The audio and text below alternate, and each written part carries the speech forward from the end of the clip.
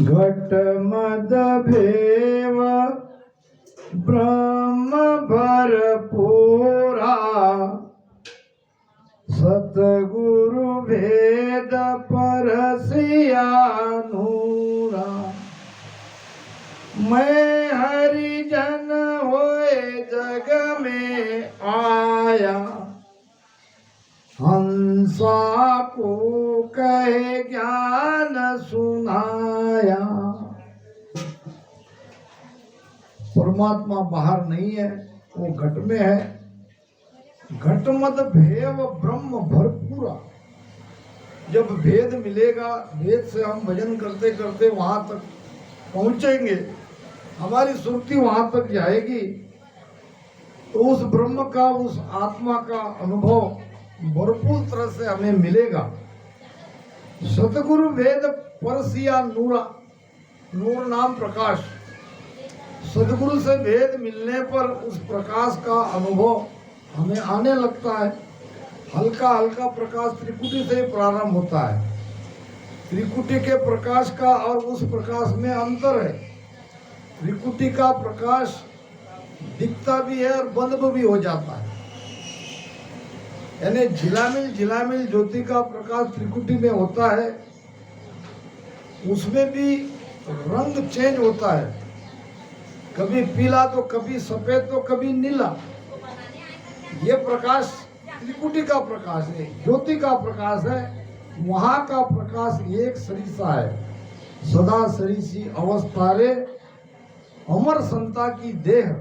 वो दिव्य काया जब प्राप्त होती है तो अवस्था हमेशा एक सरिसी रहती है। आनंद एक सरिसा आता है, अखंड आता है, ध्वनि एक सरिसी सुनाई देती है, उजाला एक सरिसा दिखाई देता है। अब ताज्जुब जब यह आता है कि दो बातें तो सभी कहते हैं, प्रकाश के बारे में ज्यादा कोई निर्णय नहीं करता, ऊपर की बात कहने वाले बहुत है, मगर ये चीज का खुलासा ज्यादा नहीं हो रहा है। ध्वनि की बात कहेंगे, हमारी ध्वनि ऊपर सुनाई दे रही है, हमें आनंद आ रहा है। अब उसको आनंद आ रहा है कि नहीं आ रहा है, ये किसे पता। ध्वनि वो सुनाई दे रही कि नहीं दे रही, ये किसे पता। प्रकाश की बात नहीं करे, क्योंकि दो चीज जरूर हो रही है, ये भी सब प्रमाणित है। ध्वनि उसे ही सुनाई देती है जिसकी ईड़ा पिंगला एक होके ऐसी सीधी सुषमना चलती है, यानी ऊर्ध्वगामी श्वासा हो जाती है, तब वो ध्वनि सुनाई देती है, वो ध्वनि सही है। तो जब त्रिकुटी 10वें द्वार में ध्यान जाता है तो हमारे नाक के पास ऐसे हाथ ले जाके देखो, अगर आपकी श्वासा नीचे जा रही है तो ये बात सत्य नहीं है, वो ध्वनि कोई और है। क्योंकि शब्द की ध्वनि और बाकी ध्वनि में बहुत अंतर है। महाराज ने एक भजन में बड़ी सुंदर बात कही है कि शब्द माया ब्रह्म के भी है और शब्द हमारा स्नेहंचर भी है, इनमें अंतर है। अवगत न्यारो अवगत न्यारो अवगत न्यारो अवगत न्यारो तागत बिरला जाने रे तागत बिरला जाने रे माया रूप शब्द आ घट में माया रूप शब्द आ घट में ताकू तब खाने रे ताकू तब खाने। महाराज कह रहे कि उसकी गति बिरला ही जानता है, क्योंकि बीच में माया ब्रह्म के शब्द है, ओम सोम नाद अनाद जिंग, ये सब माया ब्रह्म के शब्द है। नाद अनाद जिंग सो सोहम, सब ब्रह्म माया होई। यहाँ लग कथे बके सोई ज्ञानी, तापद लख्यो न कोई। तो अगर नाद की जिंग की ध्वनि की बात हो रही है, वो पूरी की पूरी वहां की अनुभूति, उसका ज्ञान अगर हो रहा है, मुझे अनुभव ये हो रहा है, ये कहने से बात नहीं बनेगी। हमारे मुख से निकले हुए वचन से सुनने वाले पहचान लेता है, कहने की जरूरत नहीं है। इन वचन को किस प्रकार से उसका खुला करने का वो प्रयास करता है, इस पे अनुभव की फर्क होती है। क्योंकि ध्यान से ही वाणी समझती है।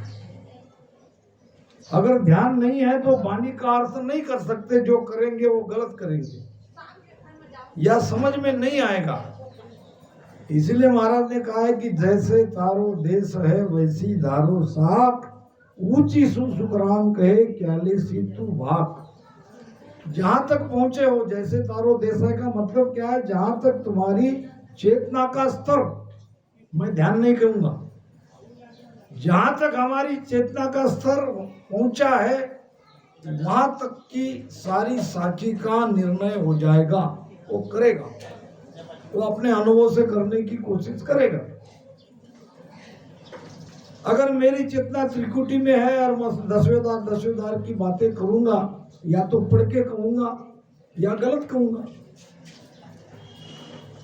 मगर विडंबना यह है कि पहुंचे हुए भी इस ज्ञान को खोल नहीं पा रहे हैं। खोलना चाहिए, क्योंकि समझ में कैसे आएगा।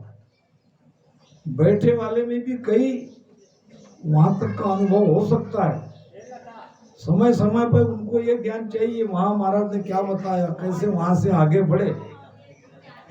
तो सत्संग के माध्यम से ही तो ये ज्ञान मिलेगा। पढ़ के भी हम निकल गए आगे तो भी समझने वाला समझ लेगा, मगर जब हम वहां तक पहुंचे ही है तो क्यों ना हम इस ज्ञान को खुला करता चले। एक है वचन, एक है वाचन, एक है प्रवचन। एक है वाचन, वाचन क्या, साखी पढ़ लिया, महाराज फरमाते नीचे का पढ़ लिया, यहाँ कोई टेंशन नहीं, अनुभव की कोई आवश्यकता नहीं, डायरेक्ट रेडीमेड लिखा है। साखी में तो कोई चेंज कर ही नहीं सकते, और नीचे का पढ़ लिया, हो गई संगत। ये है वाचन मेरे हिसाब से।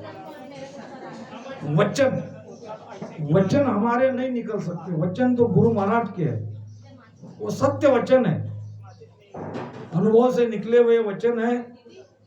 वो वचन महाराज के हो सकते हैं, किसी संत के हो सकते हैं।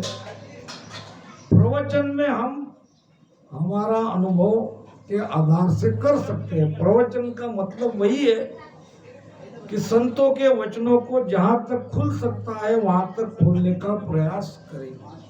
ये भी दावा नहीं है कि ये जो अर्थ यहाँ पे हो रहा है, किया जा रहा है, ये सही है, मगर प्रयास तो जरूर है। कोई दूसरा और पहुंचा होगा तो वो उसको और खुलासा करेगा कि यहाँ ये बात नहीं हो रही है, ये इसका अर्थ नहीं है। तो ये संवाद होता है, और ये संवाद से ज्ञान और बढ़ता है।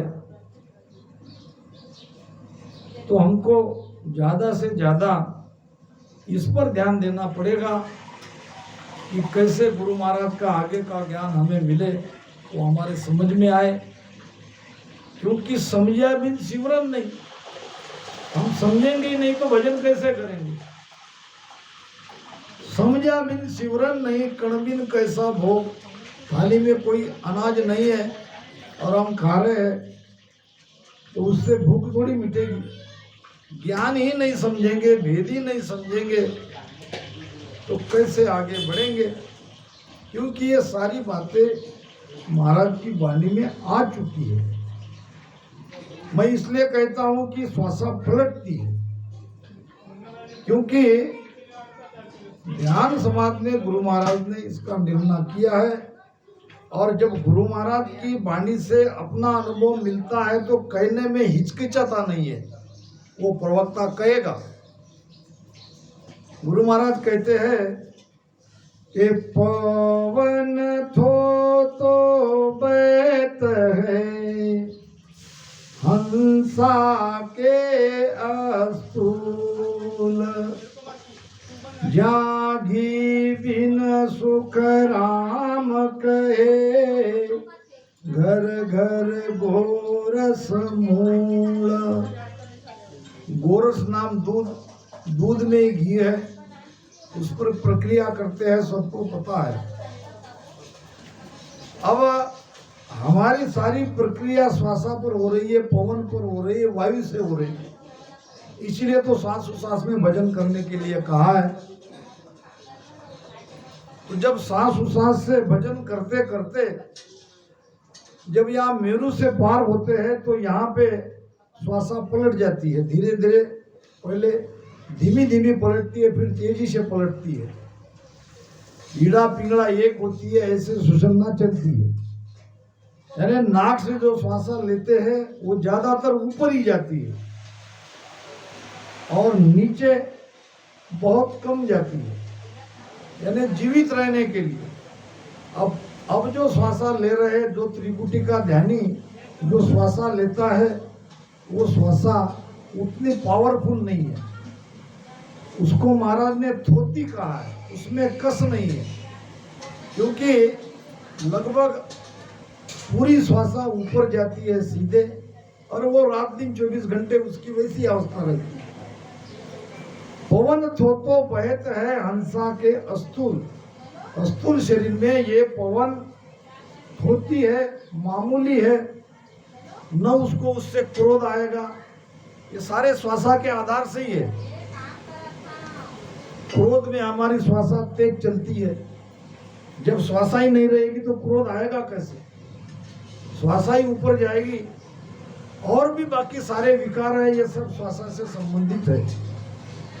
वो शांत रहता है, ज्यादातर वो बातचीत नहीं करता है। महाराज ने इसीलिए तो कहा है ज्ञान ध्यान सिमरन दौड़ त्रिकुटी ताई। त्रिकुटी तक ये ज्ञान देना लेना है, त्रिकुटी के आगे पहुंचे वहां ज्यादा बोलने में उसकी रुचि नहीं रहेगी।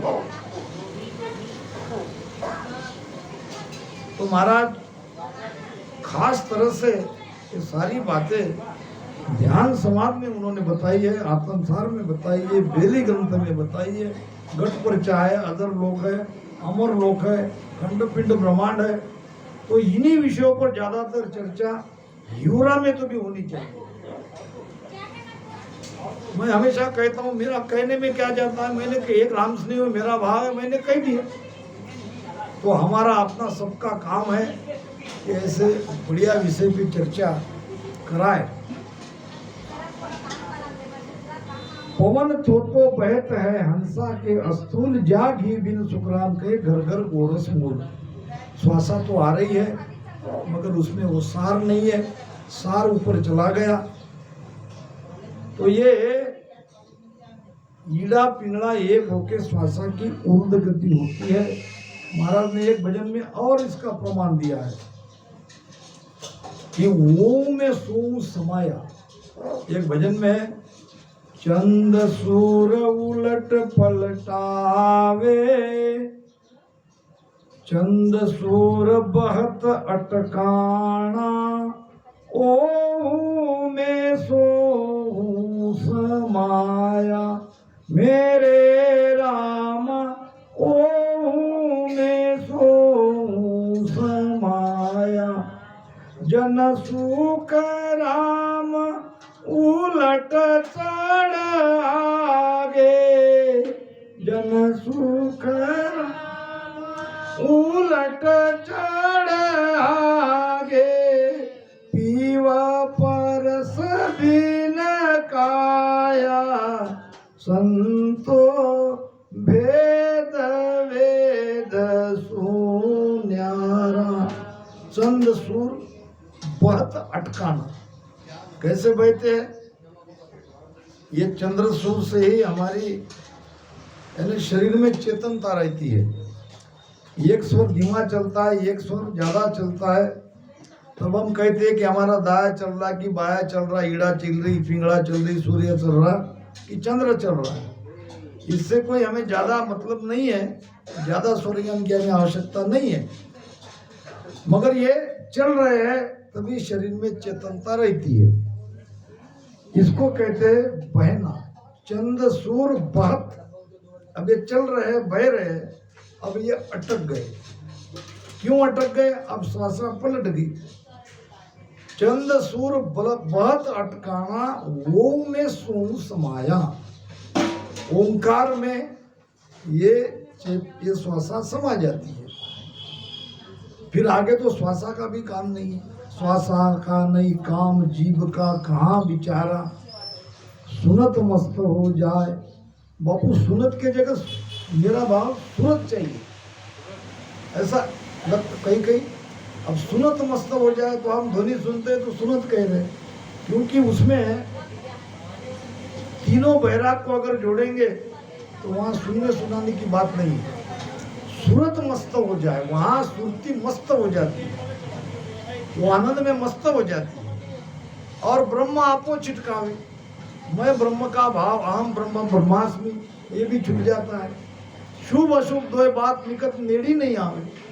सुखराम ज्ञान वैराग का ये लक्षण को कोई, हद बेहद को जीत कर लियो परम पद जो। तो कहीं कहीं शब्द का गलती से हो जाती है, हम उसको चेंज नहीं करेंगे, मगर उस पर चर्चा जरूर करेंगे कि क्या होना चाहिए। और भी ज्ञानी लोग हैं, वो इन पर विचार करेंगे और कहेंगे, हम सुनेंगे उनका। तो इस प्रकार से ये सुषुम्ना के भेद से मेरू पार होते ही जब त्रिकुटी में जाते हैं। और एक बात कही है, बहुत ऐसे कहते कि ईड़ा पिंगला सुखना यहाँ से ही निकलती है। महाराज के ज्ञान में वो बात आई है, मगर ये यहाँ तक वो तीनों नाड़ियां इकट्ठी आती है मूलाधार से, रीढ़ की हड्डी के अंदर से। बीच में टेढ़ी मेढ़ी है सुषुम्ना, दाएं बाएं ईड़ा पिंगला। क्योंकि ईड़ा पिंगला से ही तो हम श्वास ले, यानी सारे शरीर में फैलता है। तो यहाँ से उद्गम होने का कोई मतलब ही नहीं है। और मैं आपको अनुभव की बात करूंगा। जब छोटा बच्चा सोता है तो देख लेना, यहाँ सब मेरी बहन बेटियां है, मगर निर्णय करना पड़ेगा। पहले मैं ईड़ा पिंगला के बारे में बता दूं। ईड़ा नाड़ी ये चंद्र स्वर है, यहाँ से ऐसे नीचे जाती है इस साइड के अंडकोश तक, और वहाँ से वो ऊपर पलटती है, यहाँ से आके यहाँ जाके वहाँ मिल जाती है जहाँ से वो निकली वहाँ। इसी प्रकार पिंगला नाड़ी ऐसे सीधी होके सीधे अंडकोश से फिर उलटती है और यहाँ से आके यहाँ आके मिलती है। तो छोटे बच्चे का अंडकोश हिलता है, उस देखा नीचे ऊपर होता है, उस पर से आप छोटे बच्चे की कौन सी नाड़ी चल रही है पहचान लोगे। मैं इसलिए डिटेल कह रहा हूं कि वो यहाँ से नहीं निकल रही है, वो बिल्कुल पूरा प्रवाह जो नाक से श्वासा लेते हैं वो ईड़ा या पिंगला से ही अंदर जाता है। तो आगे जाके गुरु महाराज ने कहा है कि जिनकी जामे मिल गई पाछे सत न होए। यानी क्या? चंद्र नाड़ी चंद्र स्वर से निकली, वो चंद्र नाड़ी, वो ईड़ा नाड़ी उस स्वर में जाके ऐसे मिल गई और पिंगला आके ऐसे मिल गई, पाछे सत न होए। आगे के ध्यान के लिए ईड़ा पिंगला का कोई महत्व ही नहीं है, क्योंकि अब वो दोनों एक होती है तभी तो सुषुम्ना बनती है। वो सुषुम्ना यहाँ से सीधे ऊपर जाती है। चंद सूर बहत अटकाना, वो में सोम समाया। ओंकार में ये श्वासा समा जाती है। तो महाराज कह रहे हैं घटमद भेव ब्रह्म भरपूरा और सतगुरु वेद परसिया नूरा। मैं हरिजन होए जग में आया, हंसा को कहे ज्ञान सुनाया। महाराज की सत्ता कह रही है। जब महाराज थे तब शरीर के साथ उनकी सत्ता भी थी, आज महाराज की सत्ता है। तो मैं हरिजन होए, अरे भक्त हरिजन, हरि का जन, ये सब किया ना महाराज ने, भजन किया 18 साल तक किया। तो हरिजन तो महाराज भी बने, हमारे लिए बने, हमारे लिए उनको रीत बताना था, उनको कोई आवश्यकता नहीं थी। मैं हरिजन होए जग में आया, हंसा को कहे ज्ञान सुनाया। जो हंस हंस है, ऐसी हंस आत्माओं को दोबारा वापस उस परम पद में भेजने के लिए, वो ज्ञान मैं सुनाने के लिए आया हूँ। हंसा सुनो हमारी वाणी, तन मद भेद कहूँ सब आनी। अब देखो यहाँ लिख गया तन मन भेद, तन मन भेद नहीं, तन मद भेद, तन के भीतर का भेद। तो ऐसे लिखने में वही आ जाता है, वही पढ़ते हैं और ऐसे चलता रहता है। हंसा सुनो हमारी वाणी, यानी हमारे वचन, वाणी का मतलब का ज्ञान, महाराज का ज्ञान, महाराज के वचन। तन मद भेद कहूँ सब आनी, मैं भीतर का सारा भेद आपको कह रहा हूं। अमरापुर से मैं चल आया, तुम कारण मुझ ब्रह्म पठाया। अब ये थोड़ा और समझो, प्रवक्ता में कहीं कहीं कंफ्यूजन होता है, और कंफ्यूजन होना अच्छी बात है। जैसे कि कल मुझे डॉक्टर साहब ने बताई थी, तुम्हारा ज्ञान तो बढ़िया हुआ, मगर सबके सब आत्माएं होन काल में रही थी, बोले तुमने परमात्मा में बोल दिया। मैंने सुन लिया, कुछ नहीं बोला, मगर मैं मेरे मत पे स्थिर हूँ जब तक मुझे कोई अलग ज्ञान नहीं मिलेगा। क्योंकि इसलिए वहां मैंने कहा और आगे भी कहूंगा, अनुभव से या ज्ञान मिलने से फिर वो प्रवचन में बदल होता है। यही साखी का 20 साल पहले कुछ अलग अर्थ मैं समझ रहा, 10 साल में उसका अर्थ बदल गया, आज 20 साल में 25 साल में और उसका अर्थ बदल गया। साखी रहेगी वही, मगर अनुभव से उसमें परिवर्तन आता है। अब मेरी थ्योरी ये है कि मैं सृष्टि रचना का आधार लेके चलता हूँ, और भी कबीर साहब की सृष्टि रचना और भी संतों की सृष्टि रचना, सबका मिलान करके देखता हूँ कि सबसे पहले जब कुछ भी नहीं था, जगत बना नहीं था, तत्व बने नहीं थे, तब भी तो कोई एक था, कोई तो होना चाहिए ना, तो वो है परमात्मा। अब उसकी इच्छा हुई कि सृष्टि बने। अब क्यों बने? सुख के काज जगत हुआ भाया। जैसे हरेक पिता को अपने बच्चों के सुख के बारे में चिंता रहती है, इसी प्रकार वो परम पिता है, सबका पिता है, परमात्मा है। तो उनकी इच्छा हुई कि हमें सुख मिले, यानी हमारे सब आत्माओं को सुख मिले। तो आत्मा तो वही होनी चाहिए, उसके अंदर ही होनी चाहिए, क्योंकि हर पिता में पुत्र रहता है। भूत पिता के माय हैं, यू ब्रह्मे जीव, वो महाराज ने तो कहा भी है। होन काल की बात, सृष्टि रचना, परमात्मा की बात तब आती है बाद में। उसकी इच्छा हो गई, मगर उसने नहीं बनाई सृष्टि। सृष्टि बनाने वाले कोई और है, फिर उनको उनकी इच्छा से प्रधान पुरुष हुआ, वो है सृष्टिकर्ता। अभी मैंने नया वो सृष्टि रचना का बनाया है, मैंने 12 कमलों की बनाया। जब मुझे लगा कि ये 3 ब्रह्म को 12 कमलों में बता रहे हैं, ये ठीक नहीं है, और हर एक रामदारे में लगा है। हालांकि ये 12 कमल का निर्णय महाराज ने किया है। ये 6 कमल तो सभी जानते हैं, गड़बड़ होती है पीछम के कमल में।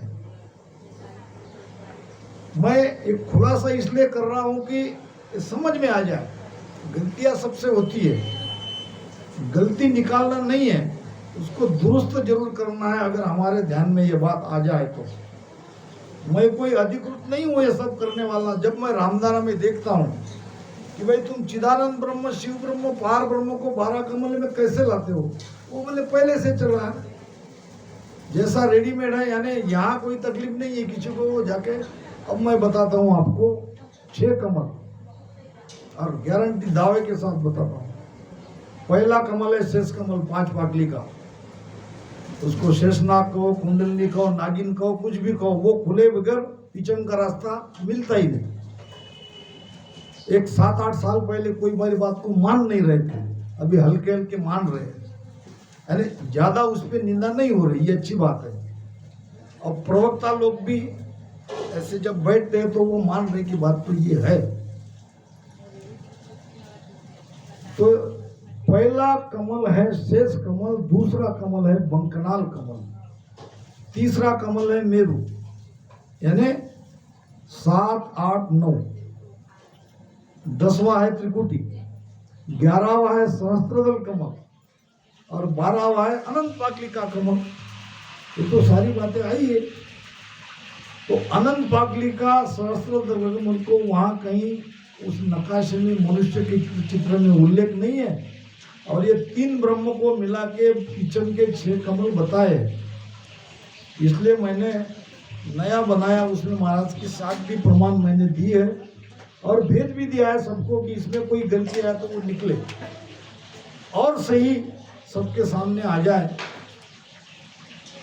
तो महाराज फरमा रहे हैं, अमरापुर मैं चल आया, तुम कारण मुझे ब्रह्म पटाया। इसको हमको और समझना है। तो ये तो क्लियर मेरी तरफ से हो गया, और मैं मानने को भी तैयार हूं अगर मुझे साकी के आधार से कोई समझाए तो। परमात्मा में हम सभी थे। परमात्मा आत्मा में इसलिए तो फर्क नहीं बता रहे महाराज। फिर हमको होन काल में दिया गया। होन काल ने सृष्टि का निर्माण किया ब्रह्मा विष्णु महेश शक्ति के द्वारा।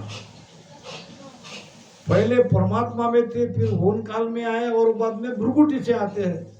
ये तीनों भी हमारे यादगार है। जा बिछड़िया जा जाए समाया, यानी कि होन काल में थोड़ी जा रहे हैं हम तो परमात्मा में उसके अंश से वहां जाके समा गए, यानी हमारे स्वरूप में समा गए। वही परमात्मा का स्वरूप है। जब नदियां सागर में मिल जाती है तो नदी का नाम मिट जाता है, वो सागर ही कहलाती है। अब अमरापुर से मैं चल आया, तुम कारण मुझे ब्रह्म पटाया। अब सुनने में इस साखी के द्वारा ऊपर ऊपर ऐसे लगता है कि अमर देश है और अमर देश से महाराज आए हैं, जबकि महाराज ही कहते हैं उस देश से कोई आता नहीं। फिर महाराज आ गए, तो ये कैसा अमर देश है? तो जीते जी महाराज ध्यान करते करते उस देश में पहुंच गए। अब ये 10वां द्वार फूटने के बाद कोई आता नहीं है, मगर फूटने के पहले अमर लोक का सारा अनुभव तो उसे हो ही जाता है। ये जो 10वें द्वार का बाहर का सहस्त्रदल कमल है, वो अंदर भी है तो बाहर भी है, वो दोनों तरफ है। यानी अंदर रहते हुए बाहर का सारा अनुभव होने लगता है। तो वहां से महाराज कहते हैं कि आए का मतलब क्या है? उसी शरीर में वो सत्ता उनके अंदर प्रकट हो गई। अब वो कह रहे तुम कारण मुझे ब्रह्म पटाया, यानी वही स्वयं परमात्मा से मिल गए, और उनकी इच्छा हुई कि जीवों को उद्धार करने के लिए, हंसों को ये ज्ञान देने के लिए और संसार में कुछ दिन रहे। जब संत उस देश में पहुंच जाता है तो उस पर किसी का कोई हुक्म नहीं चलता है, वो स्वयं अपने हुक्म के मालिक हो जाते हैं, वो स्वयं परमात्मा हो जाते हैं। वो चाहे तो नीचे रह सकते हैं, चाहे तो 10 द्वार फोड़ के बाहर जा सकते हैं। तो महाराज को लगा कि चलो सत्ता इतनी बड़ी सत्ता है, तो शरीर में रहते हुए ही महाराज शरीर के अंदर में वो सत्ता रही। अब शरीर जाने के बाद भी वो सत्ता है, ये बात अलग है। तो ये कोई अमर लोग चले गए, वहां से आए, वहां से परमात्मा ने भेजा, ये बात नहीं। परमात्मा भी वही है, अमर लोग भी वही है, उनकी इच्छा है, वो मालिक है। मालिक में इसलिए कबीरपंथी कबीर साहब को परमात्मा कहते हैं। बिल्कुल सही है बात। ये संत परमात्मा बन जाते हैं। ओ इसमें साकी आई तत्वेद ज्ञान में, ये देवता जो अमर लोक से आते हैं, तो ये संत ही तो है वो देवता। अमरापुर से मैं चल आया, तुम कारण मुझ ब्रह्म पटाया। कोई ब्रह्म दूसरा भेजने वाला नहीं है, स्वयं उनकी इच्छा हो गई। अमर देश का सारा अनुभव करके हमें उस देश में ले जाने के लिए कुछ दिन शरीर में रहे। जब प्रेस्ता ने महाराज को आके पूछा था कि अमर लोक में आपको सब याद कर रहे हैं, तो महाराज ने कहा कि मैं और 6 महीना रहूंगा। इसका मतलब किसी का उसके ऊपर शासन चला गया। कोई कह सकता है कि मैं 6 महीना रहूंगा, हम कह सकते क्या? वो स्वयं अपनी मर्जी के मालिक वहां जाके हो जाते। उनकी इच्छा हुई कि मैं 6 महीना और रहूंगा, और फिर 6 महीने के बाद महाराज गए। यानी वहां किसी का भी शासन उस पर नहीं रहता। तो ये बात महाराज कह रहे कि अमरापुर से मैं चल आया, तुम कारण मुझ ब्रह्म पटाया। यानी मेरी अपनी स्वयं की इच्छा हुई और मैं आया।